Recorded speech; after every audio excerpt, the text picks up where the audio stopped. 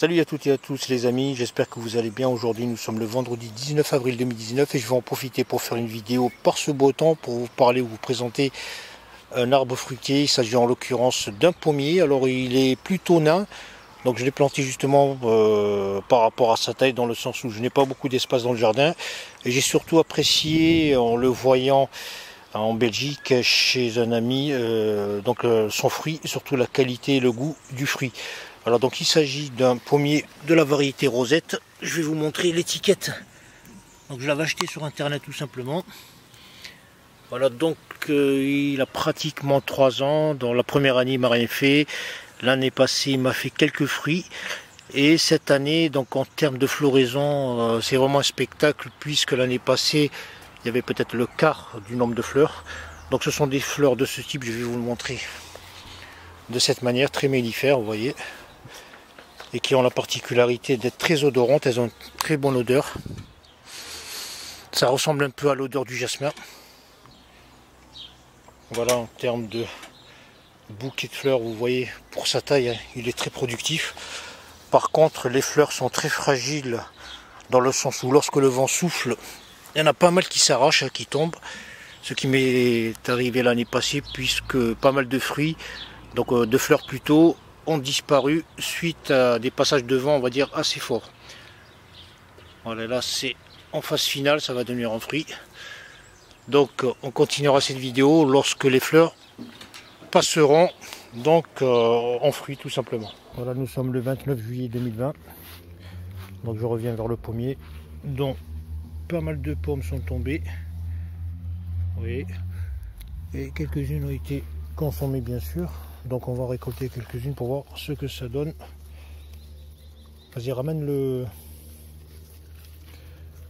saladier, approche-toi. Donc ce qui est bien, c'est qu'au niveau des maladies, il n'y a rien à signaler excepté ce type de taches sur quelques-unes. Bon, on va toutes les enlever parce que non, on est vraiment à la période limite. Il ne faut pas trop les laisser, sinon elles vont pourrir. Ouais, elles commencent à tomber. Hop, donc là, elles se décollent pour certaines tout seul. Celle-là, elle est pourrie, je la mets au sol. Bon voilà, je vais pas trop perdre de temps, on va voir déjà ce que ça donne au niveau des fruits récoltés.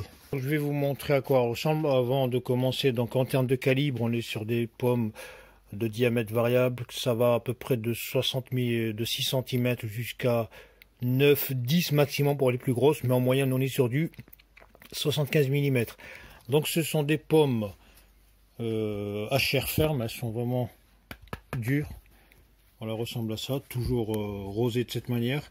À l'intérieur, donc on a une pomme qui présente un petit peu une structure,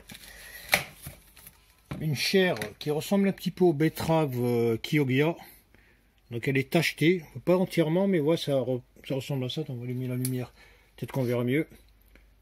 Voilà, et la structure des pépins, comme ça, toujours en hélice. Donc il y a toujours 5, parfois 6, mais plus souvent 5 pépins logés au centre de la pomme de cette manière. Vous voyez la chair, donc elle est très ferme, moyennement juteuse, très sucrée, avec un petit parfum. Bon, ça sent la pomme, mais parfois on a des pommes qui tendent un petit peu vers les fruits rouges, un peu la framboise.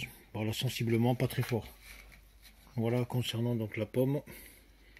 Donc elle est très goûteuse. Hein. Donc, je vais en ouvrir une autre. Donc le seul, voilà, c'est la première fois, donc je le répète, 3e année, c'est la première fois qu'elle en fait autant. Et donc en termes de problèmes que j'ai rencontrés, où est-ce qu'elle est la pomme de tout à l'heure, le défaut, bah, elle est là, tiens. Voilà, on a ce genre de problème. Donc on a ce développement à la surface, hein, vous voyez, sur l'écorce, ce genre de maladie peut-être, et elle noircit donc à l'intérieur.